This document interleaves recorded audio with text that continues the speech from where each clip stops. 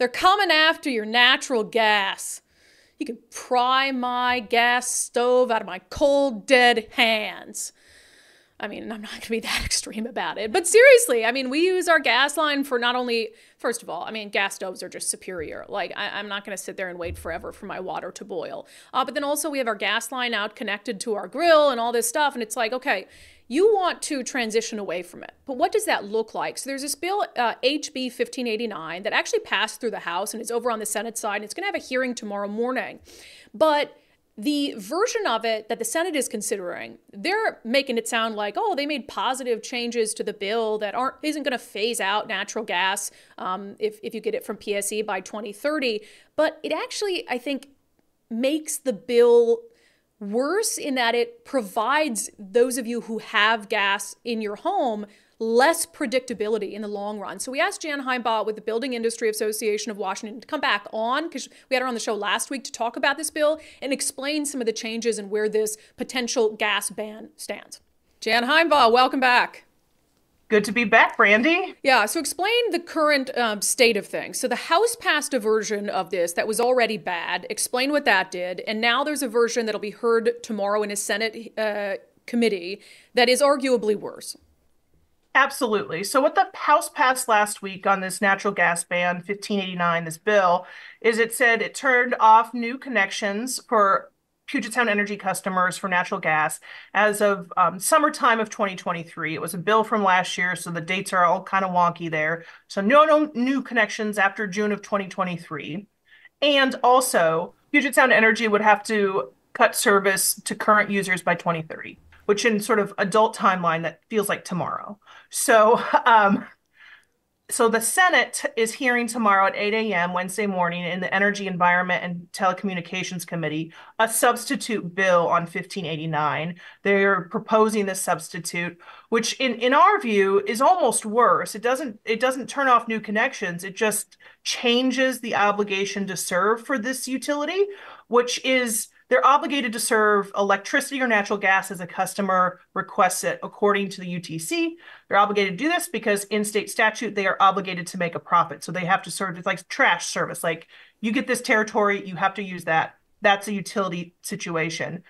The changing the duty to, or the definition of obligation to serve to means that they can ban gas or just decide not to serve it, because now it says basically to heat and energy or other stuff that's renewable. It doesn't have to be natural gas. So they can say, okay, community that has natural gas now in your businesses and your restaurants and your homes, we've decided it doesn't make us financial sense for us to get the most profit, not just a profit, but the most profit. We get to turn you off with, probably a little bit of notice, but there's no assistance for transferring, moving your building or your house from natural gas water heater to an electric water heater, or a business or a restaurant. You're just going to be all of a sudden like, hey, now I don't get this service that I built my house around or I built my business around. But, because they've decided it doesn't make financial sense for them to make the most money on decarbonization that they can. Yeah, I guess as a homeowner, we have, a gas fireplace, we have a gas stove. I actually would prefer the House version that at least you're telling me exactly when it's going to end. At least I can plan for that. In this version, it's like, oh, what is it? The Utilities and Transportation Commission who would decide how much notice would need to be given if PSC wants to stop serving existing gas customers? Yeah, I'm not really quite sure, but in order to do rate, the Utility and Transformation or Transportation Commission, the UTC is sort of us dork nerds know it as. Every utility in the state has to get their rates approved and sort of planning approved by this commission. It's sort of the public interest in theory to protect ratepayers but still balance the need for these companies to make a profit. So the UTC does have a political goal here as well, and a policy goal here to turn off natural gas because it's a carbon dirty fuel now. It didn't used to be, but apparently it is now. So they want natural gas to go away. They've been supportive of this bill. So all PSC will have to do is sort of show some numbers to the UTC. The UTC will approve that, or the UTC will say, hey, you no longer have to serve natural gas because you can use these sources of power for these homes or these businesses instead. So let's start decommissioning. And I don't know, there's no sort of real outline of how that notice happens, how they assist customers. Rates will go up because all electric consumers will now be paying for the decommissioning of the natural gas system as well. So every ratepayer in their service territories, rates are going to go up to do this as well. And even if you're not getting natural gas today. Yeah, so Mike and I, we would have to get a new stove and a new fireplace if we want to continue to use them. And I'm guessing a water heater. And a water heater. Great. Okay. Yep. And then And a furnace, and yeah. And then you have to do not all homes are equipped to just plug and play electric versions of those things. So sometimes you've got to redo, the inside guts in your walls, and like it's more than just the appliance costs. It's probably a $40,000 on average sort of internal upgrade, and that's like wiring. That doesn't include appliances. Yeah, and then really quick, how does that impact the building industry? Well, For new it's, homes? not great. It's not great for current homeowners. Changing the obligation to serve is not great for new homeowners. And as we build properties that people would like to have a gas stove, would like to have a fireplace, these options that, have been widely available because we live in America, sort of like heat and power and great things that we like. So it's not great. It's really damaging, and it's really electricity. All electric homes are not particularly efficient. So your power rates are going to go up.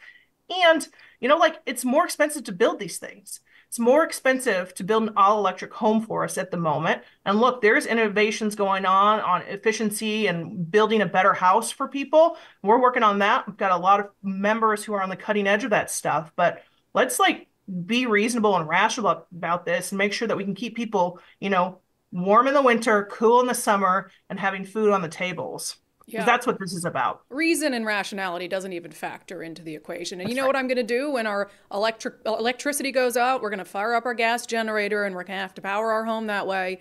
It's really ridiculous stuff. Jan, thank you for the update. A little call to action for folks.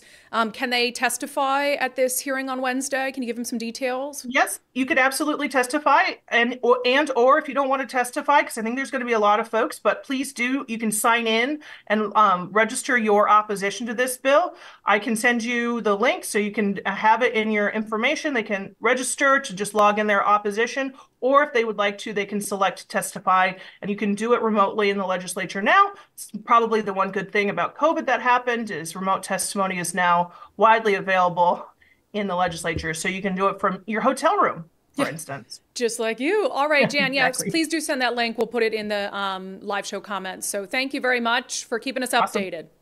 Thank you, Brandi. Have a good one. Says Jan Heinbaugh with the Building Industry Association of Washington. I appreciate her tracking this. Obviously, the BIAW has an interest in this particular bill, but I would argue any of us who have any gas appliances or anything have an interest in.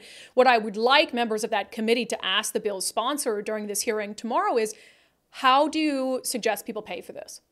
How do you suggest homeowners cover the expenses associated with you banning natural gas, or in this case, telling PSE basically they can carte blanche stop serving existing customers natural gas at a whim? And I'm sure they'll give some notice. I don't anticipate PSE just pulling the plug one day and then everybody's screwed. I think you're going to have hopefully ample notice attached to that. But that doesn't mean that people can just out of nowhere have the money to be able to transition to get new appliances, etc. So that's the question that needs to be asked. How do you expect working class people who are already suffering under the weight of all the taxes that you come up with on any given year, how do you expect them to pay for this? And let's see if they have a rational answer to that question.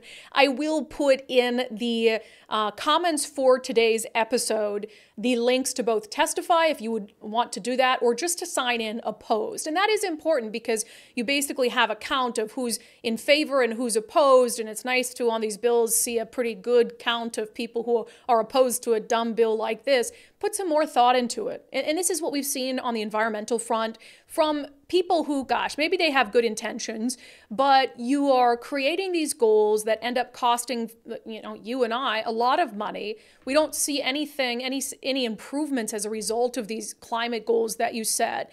And so it's like, is the only way they can come up with to help the environment are the only ideas they have ideas that hurt working class people? It's like, are you serious? You can't come up with any other ideas besides like taxing, increasing costs for us. And that's something they've got to start thinking about more if they want to be taken seriously.